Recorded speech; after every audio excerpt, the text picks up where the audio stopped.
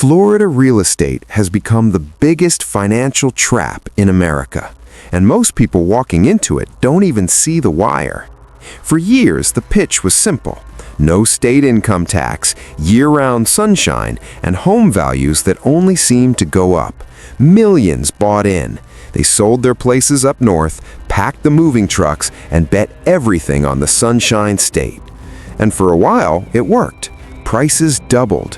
Equity stacked up. Everyone felt like a genius. But here's what nobody's talking about loud enough. The foundation underneath Florida's housing market is rotting from the inside out.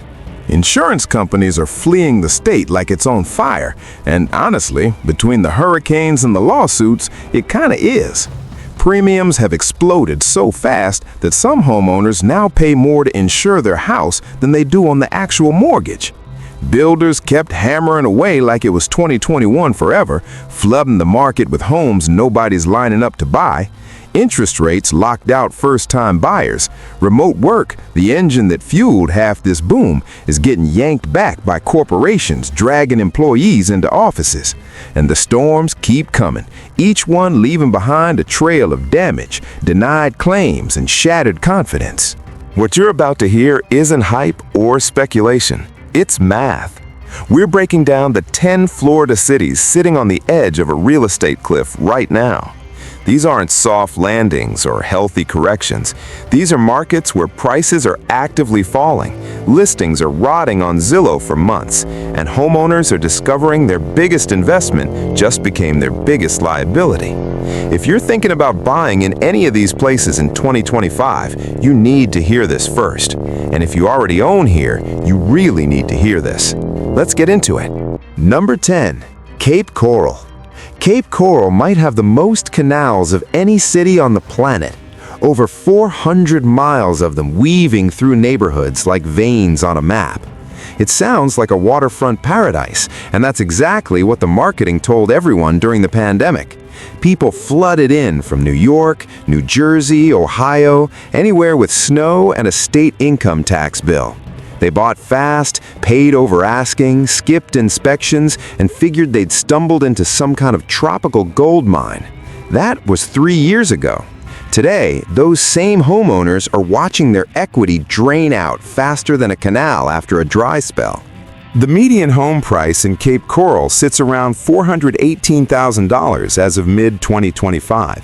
That's after falling nearly 12% in the past year alone. And the slide isn't showing signs of slowing. Inventory has ballooned to levels that would have been unthinkable during the frenzy. Homes are sitting on the market for over 80 days now, which is double what they sat for just 2 years ago. Sellers are slashing prices in desperation, and buyers still aren't biting. The urgency that defined this market evaporated, and what's left is a long, uncomfortable standoff between people who need to sell and people who refuse to overpay. But the price drop is only half the nightmare. The real horror story in Cape Coral is insurance. Homeowner premiums here have spiked over 100% in just 3 years. That's not a gradual increase, that's a doubling. Some families are shelling out $8,000, $10,000, even $12,000 a year just to keep their policy active. And that's assuming they can get a policy at all. Multiple private insurers have pulled out of the region entirely, leaving homeowners scrambling towards Citizens Property Insurance, the state's insurer of last resort, which is itself drowning in claims and raising its own rates to stay afloat. Then FEMA entered the picture and made everything worse. New flood maps have redrawn the boundaries, and thousands of homes that previously sat comfortably outside high-risk flood zones are now right in the middle of them. That means mandatory flood insurance on top of everything else. Some homeowners saw their total annual insurance bill jump by $5,000 or $6,000 overnight with zero warning and no way to opt out. The water quality concerns haven't gone away either. Blue-green algae blooms, contaminated runoff through the canal system, and an aging water infrastructure that nobody seems eager to fix. One resident posted online that their neighborhood went from fully occupied to half empty in 18 months. Their exact words were, "It's a ghost canal." The people who rushed in during the boom are gone. The ones who stayed wish they'd left too. Cape Coral was built on hype and pandemic urgency, and both have officially expired.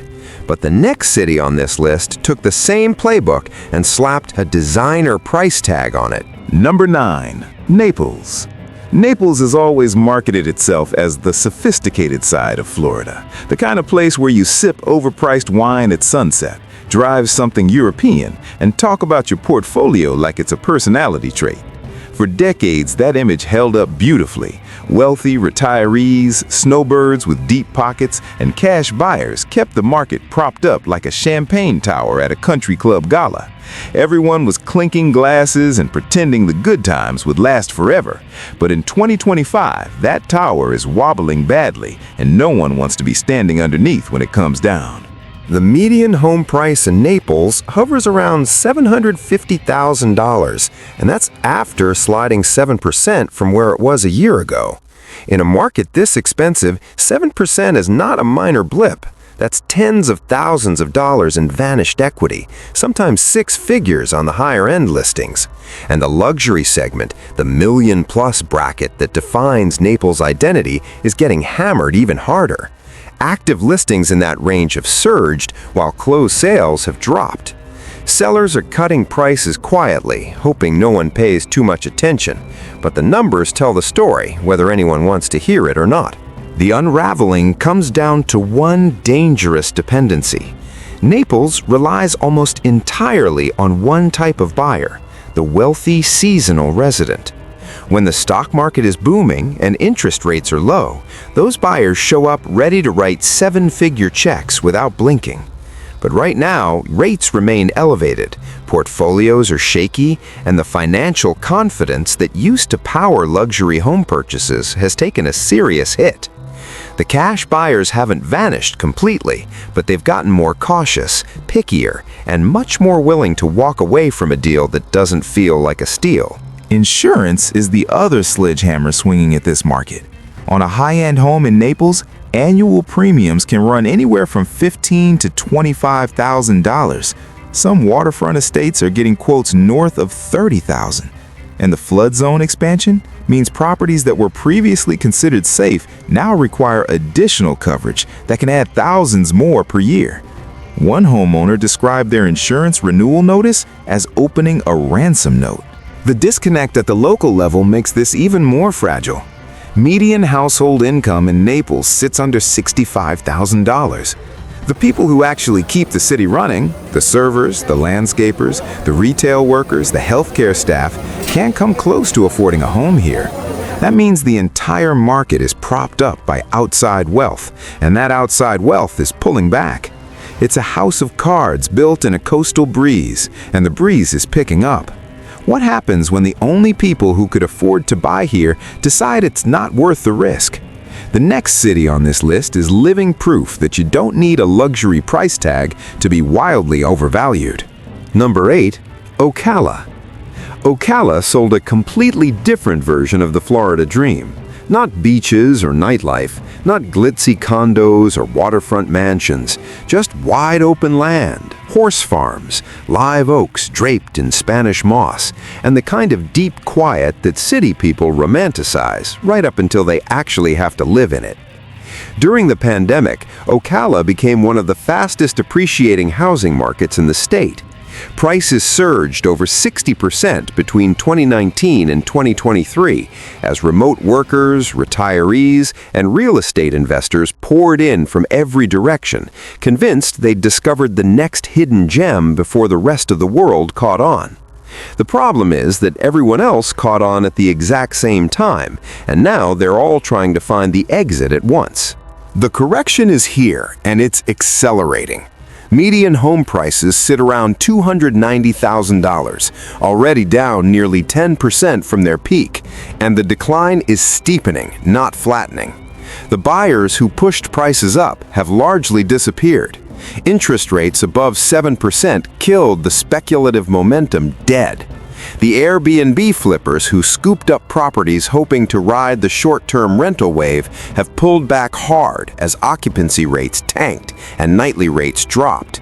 And the remote workers who relocated here during the flexibility boom are being summoned back to offices in Tampa, Orlando, and Jacksonville, leaving behind homes they bought at peak prices in a town they no longer need to live in. The deeper issue with Ocala is structural, and it's the kind of problem no amount of marketing can fix. There is no economic engine underneath these housing prices, no tech corridor, no major financial institutions, no corporate headquarters attracting high-income talent. The local economy runs on agriculture, healthcare, retail, and a small equestrian industry that, while picturesque, doesn't generate the kind of salaries that support $300,000 mortgages. Marion County consistently ranks near the bottom of the state for school quality, which makes it a nearly impossible sell for families with kids. And the retirees, traditionally the other reliable buyer pool, are increasingly spooked by what's happening with insurance costs across Florida. Even in Ocala, which is inland and theoretically less exposed to coastal storms, windstorm coverage has jumped 60% since 2022. One buyer shared online that they purchased here expecting to get in early on the next Austin.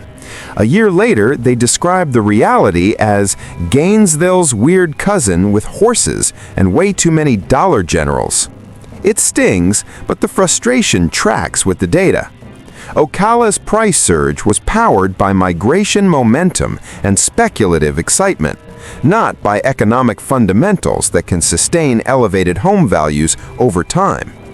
When the momentum fades, the only thing left is the widening gap between what homes cost and what they're actually worth.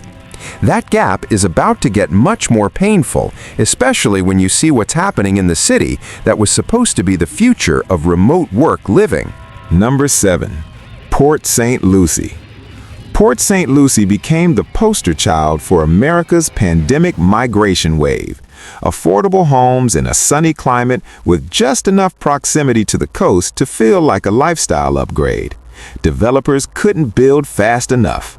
Entire neighborhoods materialized practically overnight. Vinyl siding gleaming, cul-de-sacs perfectly curved, HOA rule books thicker than phone books. Families from the Northeast poured in, attracted by price points that felt like a bargain compared to what they left behind. For a couple of years, Port St. Lucie seemed to have cracked the code on affordable Florida living. That illusion is now crumbling in real time, and the cracks are too wide to patch over. Median home prices climbed above $410,000 at the peak in 2023. As of 2025, they've dropped below $390,000 and continued trending downward with no clear bottom in sight. Homes are sitting on the market for nearly 90 days, which is double the pace from just 2 years ago. Mortgage applications in the area have fallen off a cliff, and the open houses that used to spark bidding wars now attract tumbleweeds and the occasional curious neighbor. The fundamental problem is that Port St. Lucie was built for a version of the economy that no longer exists. It was a Zoom town in every sense of the word. Remote workers earning decent salaries from companies based elsewhere moved here because they could work from anywhere. And this was the cheapest sunny anywhere they could find. But anywhere cuts both ways. Companies are pulling workers back to offices. Some of those remote positions have been eliminated entirely as firms restructure and cut costs. And the workers who do still have location flexibility are discovering that Port St. Lucie's affordability advantage has been completely devoured by insurance hikes, rising property taxes, and HOA fees that nobody bothered to mention during the purchasing frenzy. Insurance premiums across this area have jumped nearly 80% in 3 years. FEMA's updated flood maps pushed more properties into mandatory flood coverage zones, adding costs that weren't in anyone's budget. And the infrastructure that was supposed to keep pace with all this explosive growth simply never materialized. Traffic has become brutal on corridors designed for a fraction of the current population. Schools are jammed past capacity. Healthcare access has deteriorated to the point where residents report waiting months for routine appointments. Someone online captured the situation perfectly. Port St. Lucie feels like a city that grew too fast, realized it forgot to build the foundation, and is now standing there trying to pretend everything's fine. That act of pretending is getting harder by the month, and the issues plaguing Port St. Lucie are gentle compared to a city further south dealing with the same pressures, but with even less underneath to hold it together. Number 6. Palm Bay. Palm Bay looked like the smartest cheap bet in Florida for anyone paying attention during the pandemic. Land was almost comically inexpensive. Builders sensed opportunity and moved in fast. Investors saw dollar signs. Vacant lots were getting snapped up like clearance rack items, and new construction signs sprouted along roads that didn't even have sidewalks yet. The pitch was straightforward and seductive. Get in now before prices catch up to the rest of the Space Coast. For a brief, intoxicating moment, it actually looked like a legitimate play. That moment is over. The median home price sits around $290,000, down roughly 9% from last year. Buyer traffic has cratered. Listings are stacking up, and the investor crowd that generated so much of the initial demand has largely evaporated. The math simply stopped working. Rental yields shrank as the market softened, appreciation stalled and then reversed, and the hidden costs that almost nobody factored into their spreadsheets during the buying frenzy — insurance, windstorm riders, flood policies, special assessments — are now devouring whatever thin margins might have existed. Insurance premiums in Palm Bay have jumped 68% since 2022. Many new construction homes require separate windstorm coverage policies that add thousands per year on top of the standard homeowner premium. First-time buyers are discovering after closing, when it's too late to back out, that their actual monthly housing cost is 30 to 40% higher than what they budgeted because no one on the selling side explained the full insurance picture. That's the kind of surprise that turns a dream purchase into a financial weight around your neck. Beyond the cost issues, there's a fundamental question about what Palm Bay actually offers the people living there. Infrastructure is minimal and clearly struggling to support the growth that's already occurred.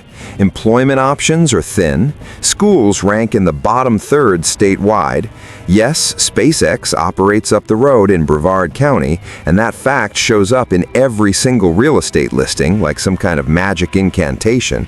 But the reality is that aerospace engineering jobs haven't trickled down into Palm Bay in any meaningful way. Unless you're a rocket scientist willing to sit in 90 minutes of traffic through hurricane season downpours, the proximity to Kennedy Space Center is marketing copy, not economic substance. One seller trying to unload a vacant lot captured the mood perfectly. They wrote that they bought the land planning to build their future home. Now they'd settle for breaking even on the dirt. When people who purchased raw land can't even give it away at cost, that tells you everything you need to know about where this market is heading. And the next city on this list is watching its small-town charm dissolve under the weight of the exact same forces. Number 5. Bradenton. Bradenton always carried a quieter, more understated reputation than its flashier neighbors along the Gulf Coast. Coastal views without the Miami attitude or the Naples price tag. Streets lined with character-filled bungalows instead of cookie-cutter developments. The kind of place that consistently showed up on hidden gem lists and best places to retire rankings. And for a long time, it genuinely earned that reputation. But the forces hammering Florida's housing market don't care about charm or character, and Bradenton is learning that lesson in the most expensive way possible. Median home prices peaked around $450,000 in 2022. They've since fallen to roughly $405,000 and continue to slide downward with no sign of stabilizing. But the sticker price decline is only part of the story. The bigger alarm is in the volume numbers. Year-over-year sales transactions have plummeted over 30%. Open houses sit empty weekend after weekend. Price-reduced signs have become as common as the palm trees lining the streets. The buyer pool hasn't just shrunk, In some neighborhoods, it's functionally disappeared. Bradenton's economy leans on three pillars, and every single one is buckling simultaneously. Retirees are being driven out by insurance costs that have turned home ownership into a monthly financial horror. Vacation rental income, which fueled a mini-investor boom, is drying up as occupancy rates across the area dropped 18% over the past year. Data from short-term rental tracking platforms shows supply continuing to climb even as bookings flatten, creating a brutal race to the bottom where property owners slash nightly rates just to fill empty weeks on the calendar. Coastal risk is accelerating everything. Bradenton's flood zones have been officially remapped, pulling thousands of additional properties into mandatory flood insurance territory. Combined with windstorm coverage costs that were already painful, homeowners are now paying between $8,000 and $14,000 annually in insurance alone. One retired couple shared with a local news outlet that their annual insurance premium now exceeds their monthly Social Security income. They had no choice but to list the house and try to sell. Except selling isn't easy when the buyer pool is dry and every comparable listing on the block is also sitting with a price reduction. HOA fees are compounding the squeeze in ways that feel almost cruel. Some communities have hiked their monthly dues by 30% to retroactively fund storm preparation upgrades and infrastructure repairs that should have been budgeted for years ago. Residents who bought in expecting stable, predictable costs are now effectively subsidizing years of deferred maintenance and inadequate disaster planning out of their own pockets. Bradenton's charm was always its strongest selling point, but charm doesn't cover the insurance bill, and charm doesn't attract buyers when the math doesn't work. The city coming up next makes Bradenton's situation look almost manageable by comparison. Number 4. Northport. Northport might be the single most dramatic example of what happens when a city builds furiously for a future that never actually shows up. Back in 2021, this was one of the hottest housing markets in the entire United States. Prices spiked over 70% in barely 2 years. Developers couldn't pour foundations fast enough. Spec homes went up on every available lot like a suburban assembly line running at full speed. The energy was electric, almost intoxicating, like watching a gold rush play out in real time. Except the gold was drywall, vinyl siding, and stucco, and the rush ran out of road long before the building stopped. Prices have now dropped 11% from their peak and show no signs of recovering. Homes are sitting on the market for 95 days or more, growing stale while carrying costs eat into whatever equity remains. Inventory is stacking up at a pace that would concern anyone paying attention to the data. The buyers who powered the frenzy, mostly out-of-state transplants and first-time real estate investors chasing appreciation, have largely vanished. Interest rates above 7% slammed the brakes on demand, and what's left is a city full of houses with no one stepping forward to fill them. Hurricane Ian made everything immeasurably worse. Northport absorbed a direct hit, and the damage wasn't just roof lines and landscaping, it was financial devastation that's still unfolding. Insurance companies either fled the area entirely or hiked premiums to levels that feel less like risk pricing and more like punishment. Average homeowner insurance costs in Northport have nearly tripled since 2022. Let that sit for a moment. Tripled. FEMA's updated flood maps poured salt into the wound by dragging thousands of additional homes into high-risk zones, triggering mandatory flood insurance requirements that added several thousand more dollars per year to already stretched budgets. The aftermath produced a bitter irony that perfectly captures Northport's predicament. During the boom years, many developments here marketed themselves aggressively as no HOA communities, attracting buyers who wanted to dodge the extra monthly fees. It worked as a selling point.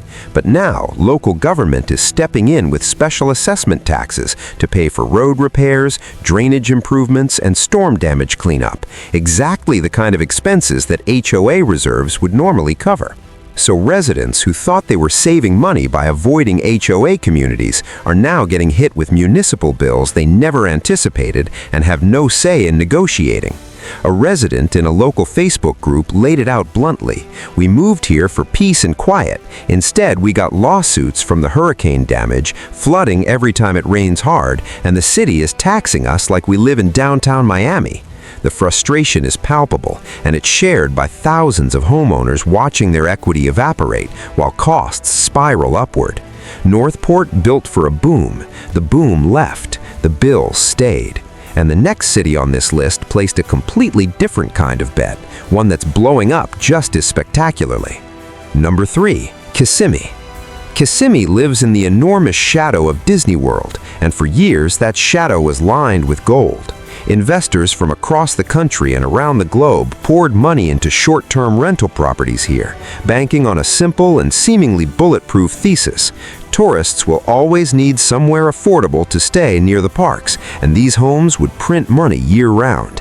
Entire neighborhoods were constructed not for families or long-term residents, but for vacationers.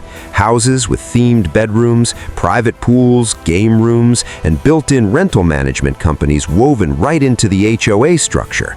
It wasn't really a housing market, it was a hospitality business disguised as residential real estate. And in 2025, that business model is fracturing from every direction. Median home prices ballooned to nearly $430,000 during the peak. They've now dropped below $390,000, and the downward trajectory shows no signs of leveling off. The reason is brutally simple. There are far too many rental homes chasing a tourist pool that has better options than ever before. Occupancy rates for vacation rental properties in the greater Kissimmee area have fallen 21% over the past year, while new supply keeps hitting the market because developers locked in their plans during the boom and can't easily reverse course. Investors who underwrote their purchases assuming 70 or 80% occupancy are now seeing 50% or less. Some properties sit completely empty for weeks at a time, generating zero income while generating very real bills. And those bills are savage. Property taxes, insurance, and HOA fees in Kissimmee are relentless, regardless of whether a single guest ever walks through the door. Some resort-style communities charge between $600 and $1,200 per month in HOA dues alone. That's before the mortgage, before property taxes, before utilities, and before the insurance premium that has surged across Osceola County alongside the rest of the state. Annual insurance costs for properties designated as short-term rentals can easily exceed $10,000, assuming you can even locate a carrier still willing to write the policy. Several major insurers have quietly stopped covering properties in this area entirely, leaving owners scrambling for coverage at whatever inflated rate they can find. Here's the detail that exposes the entire house of cards. The people who actually live and work in Kissimmee full-time cannot afford to buy homes here. Median household income in the area hovers around $51,000. The housing stock was never designed or priced for local buyers. It was priced for investors chasing yield. But when those yields collapse, those investors become panicked sellers, dumping inventory into a market with no organic buyer base to catch it. There is no natural price floor in a market where the locals were priced out from the beginning. One investor captured the mood in a forum post that went semi-viral. "I bought here thinking I'd retire early on passive income. Now I'm actively panicking and looking for someone to take this off my hands." That sentiment is echoing through investor groups, Facebook communities, and DMs between people who all made the same bet and are all watching it go south simultaneously. In a town constructed entirely around tourists, what happens when tourists find cheaper alternatives and the owners can't afford to hold on any longer? That question is answering itself right now, and the next city on this list has an even more devastating combination of problems piled on top of each other. Number 2, Fort Myers. Fort Myers carries visible scars that no amount of fresh paint or new construction can fully conceal. Hurricane Ian ripped through this city in September 2022 with a ferocity that made national headlines for weeks, and nearly 3 years later, the damage is still written across the landscape. Roofs half repaired and tarped over, commercial strips with permanently shuttered businesses, entire residential blocks where reconstruction stalled indefinitely because insurance claims got denied, delayed into oblivion, or settled for fractions of the actual damage. Drive through certain neighborhoods and the storm might as well have hit last month. And yet somehow, real estate listings in this market still feature descriptions like coastal paradise and once-in-a-lifetime investment opportunity.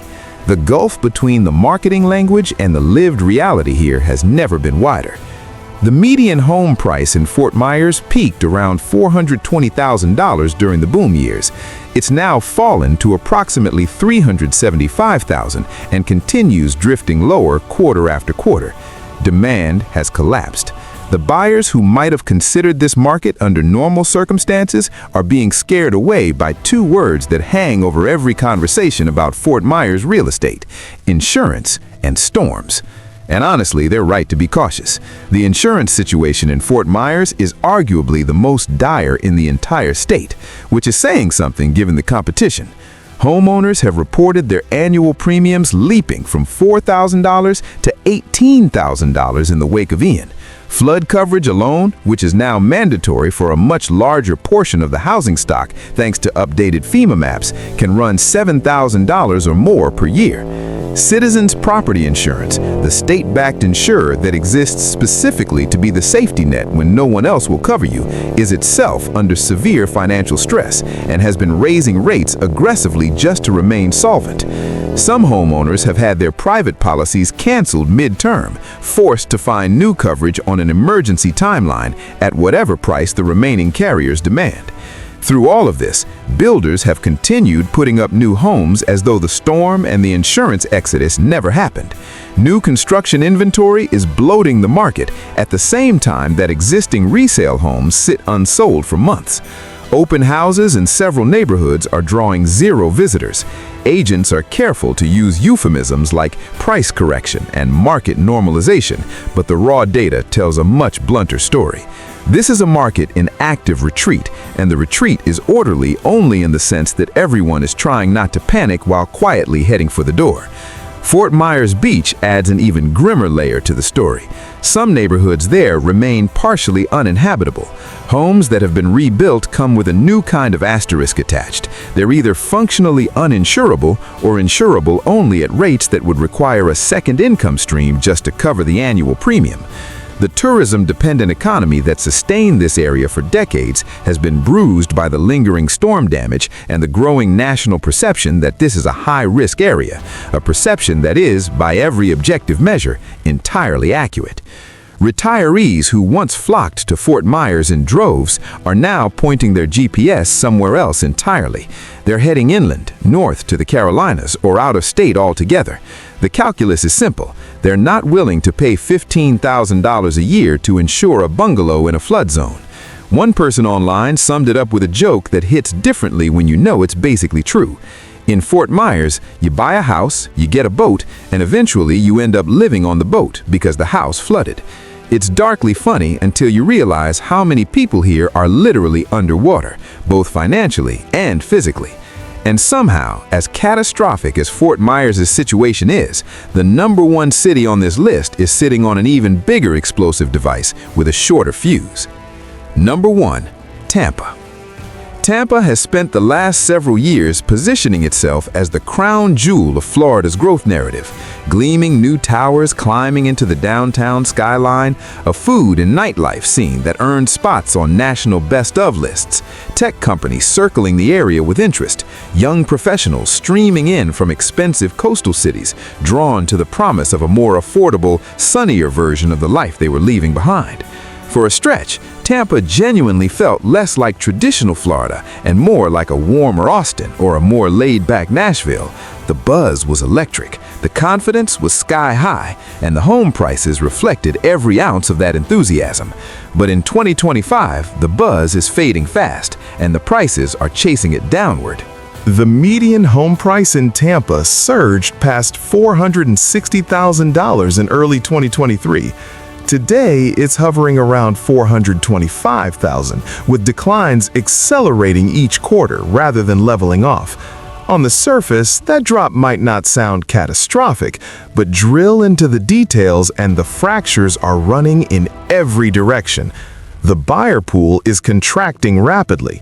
Population growth has slowed from the torrent it was during the pandemic to something closer to a trickle. The local job market, while admittedly stronger than most other Florida cities on this list, still hasn't expanded fast enough or at high enough salary levels to justify current home prices. Median household income across the Tampa metro sits under $60,000. The distance between what homes cost here and what people actually earn isn't a gap, it's a canyon, and no amount of downtown brunch spots and craft cocktail bars can bridge a canyon made of dollars. The investor class that helped pump Tampa's market to its peak has started heading for the exits, and not quietly. Wall Street-backed institutional buyers who were scooping up single-family homes across the metro like they were trading cards are now offloading properties in bulk.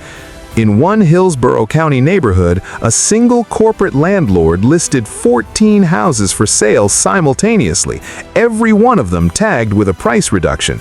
That's not strategic portfolio rebalancing, that's liquidation. And when the big money starts selling, it sends a signal to every other owner in the area about where this market is really heading. Insurance is hammering Tampa from every possible angle. The city sits squarely in a prime hurricane corridor, exposed to both catastrophic windstorm and significant flood risk.